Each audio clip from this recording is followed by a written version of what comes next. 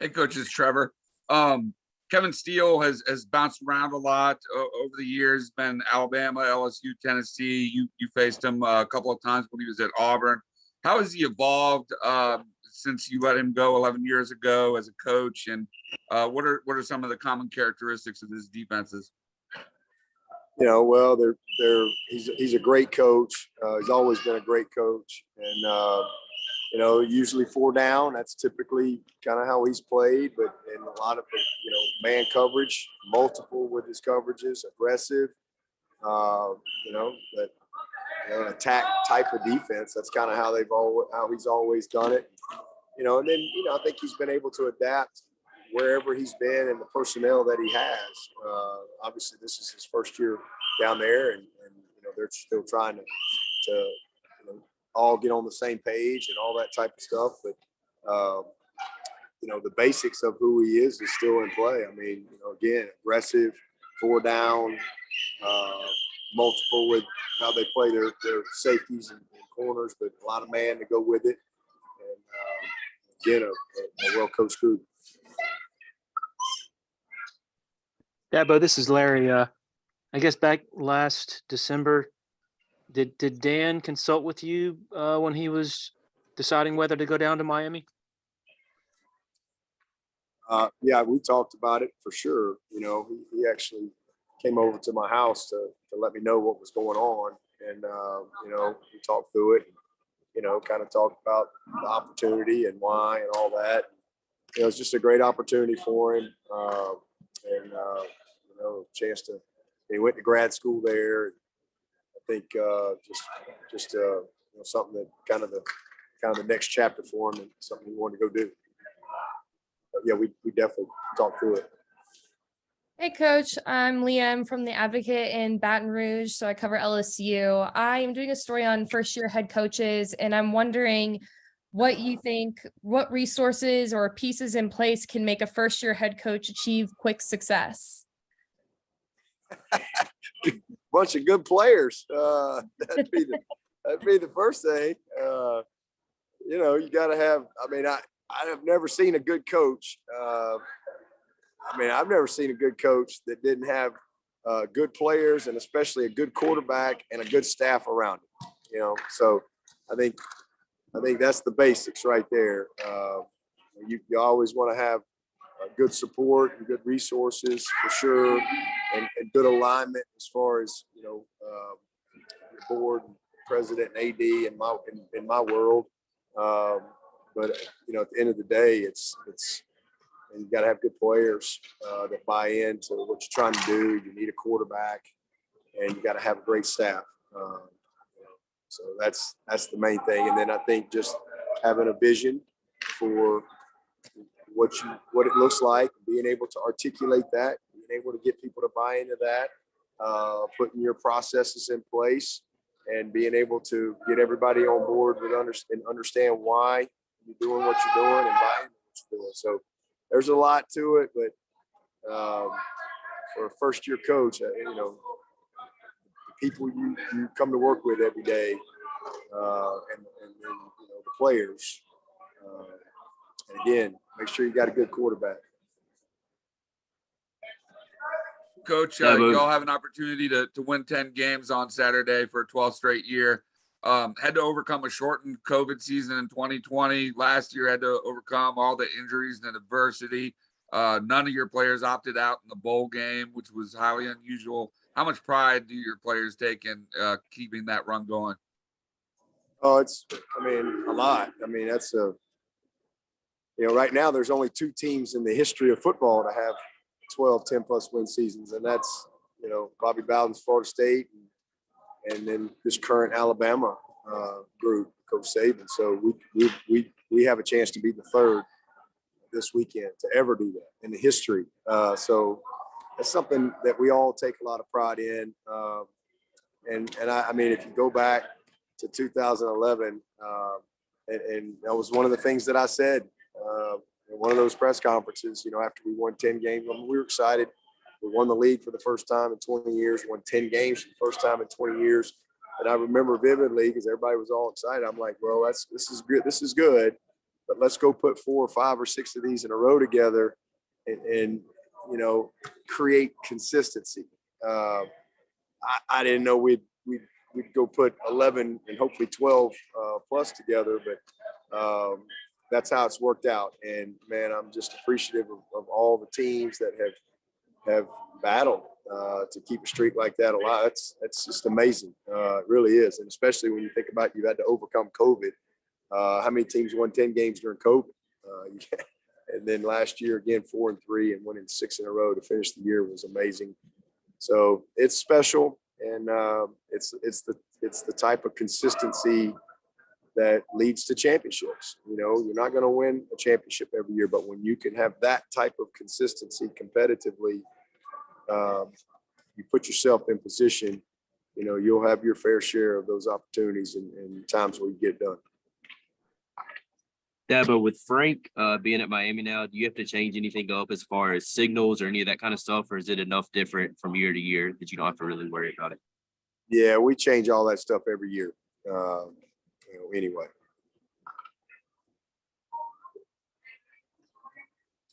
Coach, I was actually going to ask you about Cole Turner, what wasn't able to make it to the press conference yesterday, and you mentioned him. Has he continued to impress you in practice as much as he did in August? And I guess is his size just his biggest shortcoming right now? Oh, his size is a blessing. He's long, man. He's really a long, strong kid. I mean, obviously he's going to continue to fill out, but I don't really Size, see a size makes muscle. Yeah, no, I mean he's put together pretty good. I mean he's worked hard since he's got here, but I think the biggest shortcoming is just experience. I mean he hasn't played a ton of football, but he's a very natural guy, and the biggest challenge has been just kind of not playing him. But I'm excited that we can, over the last part of the season here, be able to start getting some experience on special teams and just, try to get him in some games when we can here or there. And to know that we got a guy like that'll be ready, that we can put in there and I think play well for us if we got to have it. But he's got a bright future. He really does. Again, just came in here without a lot of experience playing football, but it's come easy for him. I mean, he really is a smart kid. He's got great instincts. He understands the game. He does things naturally. He does things that are really hard for a guy to normally learn. He does them very naturally, and his ball skills are off the chart. And he can fly. I mean, absolutely fly. He's easily one of the probably top 3 or 4 fastest kids on this team. And so I'm excited about, his opportunity moving forward.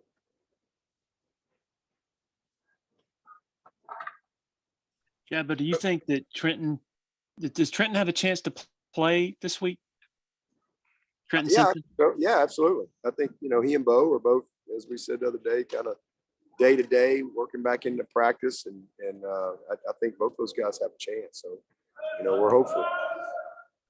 Coach, is Walker Parks day to day as well? No, he's back. He's back. Okay. And I was going to ask you, E.T. Rubin, he did not play against Syracuse or Notre Dame. He played 3 snaps on Saturday. Where's he at just in his development, and physically is he okay? Oh yeah, he's good. Just got a bunch of guys in there, and it's just kind of a game to game type deal, game plan, who we're playing, those type of things, and kind of up to Nick from week to week. But no, he's good. And he's probably one of those guys most excited that we got some guys leaving. So he'll probably benefit from that a lot. Anyone else? Yeah, Dabo, I was going to ask you told DJ last week, you said you told him it was do or die. Just curious how the die would have been defined had things not gone well. Did it mean you would have gone totally with Cade, or just curious what those terms would have been? Yeah, I don't know. We didn't have to deal with it, but bottom line is you got to play better, or you got to do something different. So what does that look like? It's really no set. Because you put somebody in there, they may not do well, but but he, as I said, he dude. So he played well, and he's played well 8 games. 8 of our 10 games, he's played good. And he's had 2 that didn't play well, and they were in a row. So to have 3 bad ones in a row would have been just something that you gotta give somebody else an opportunity. But I'm proud of him. He responded, and we won the game. But that's kind of where we are, man. We got to all coach well. We got to play well. This is the 4th quarter of our season, and it's on all of us to be at our best right now. Dabo, this is Chop with the state. I saw Hunter Rayburn on the senior list for this weekend. Just wondering what it's been like having him as a student assistant, how he's doing, and what it's going to be like to honor him. Yeah, we just talked about Hunter in here. We kind of brought all of our seniors out at the end of the practice tonight and kind of let everybody kind of talk about who they appreciate and why. And Hunter was one of the guys that got talked about because the guy worked his butt off to become a starter and a really good player, and man, all in front of him. And then all of a sudden, man, God takes football away from you, which that can happen. This is a tough game, but how he's responded, and he didn't want to miss anything. He wanted to be a part of everything that has happened since he decided he was told he couldn't play, and he made that decision to hang him up.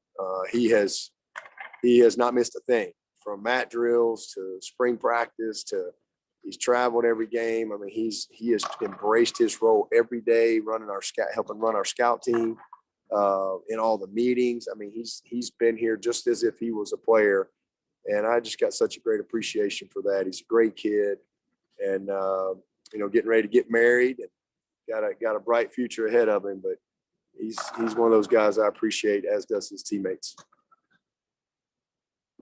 Dabo, if I can follow up on that, thinking back to the off season with Putnam working so much on snapping, how I'm guessing did Rayburn play a important role there? Yeah, absolutely. Yeah.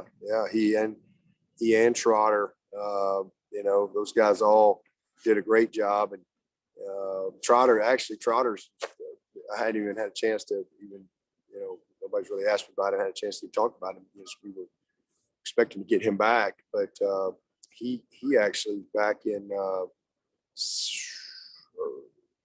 late September, they had to do back surgery on him, and he's done. They're not going to let him play anymore, which is very disappointing because he was a guy that we were anticipating getting back. But both Mason but Mason is going to stay. He's going to same thing. He's already he's gotten through the back surgery, and he's still rehabbing right now. He's gotten back now where they're letting him, walk briskly and run underwater a little bit. But he's gonna transition and kind of take the whistle from Hunter Rayburn, if you will. And I'm really thankful that he's, I hate that he's not going to be able to play anymore, but I'm thankful that he's going to be able to be another, hand on deck next year. But those guys did a great job with Putnam in really helping him prepare and get ready. And man, what a job Putnam has done for us this year. I mean, he has really, and he's coming back. He reclassified, so he's definitely back next year. And the experience that he's gotten this year has been awesome, and how he's performed. I'm really, really proud of him. And, nobody works harder than Will Putnam.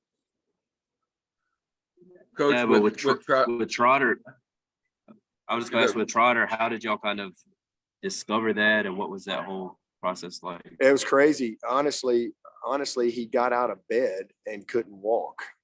He's never had a back problem. It's the weirdest thing ever. He literally got up one morning, came in and had a back issue. Never has had that. And, so he ended up, and they tried everything. So they ended up having to do surgery on him. I guess he came to me probably about a couple of weeks ago, and 2 or 3 weeks ago, and let me know, kind of where he was medically and what the doctors were saying. And he just it just best for his future to not play. And I don't disagree with that. So just a crazy kind of a freak thing. So that's all he told us. He literally, he's not had one issue, and then he got up out of bed and couldn't hardly walk. So they had to go in and fix it, and it's a pretty serious situation. But that's how we found out. Coach, I know you looked at possibly getting a center out of the transfer portal back over the summer. With Trotter out, do you think you might go there again, or do you feel pretty good about your depth there with Linthicum and Howard? Yeah, well, no, we feel really good about our depth. I mean, who knows what, as I say every year, I mean, for us, the portal is about responding, and being strategic if you have gaps. But, we feel really good about, we only got one senior in J Mac, and, everybody else is back. And man, Linthicum and Trent have really progressed for us. Trent got in there for a couple series at guard the other day. And, we really are excited about the kids that we're going to bring in this class. We got a really good group of linemen that we're going to bring in here. But, you just, who knows? I mean, because, we may sign our class and you may have some guys leave that you don't know about. So you're always evaluating. But, we love the fact that we got Will Putnam back and a redshirt, sophomore next year in Linthicum and Trent.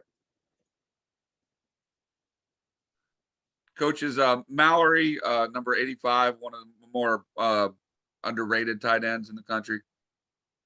I think so. I mean, he's a good player. I mean, I think the biggest thing is, they've had to play three quarterbacks, and but he's a good player, man. They got some long dudes around him, and I'm not sure who's going to play quarterback for him, but he's definitely a guy who, regardless of who's in there, can make plays.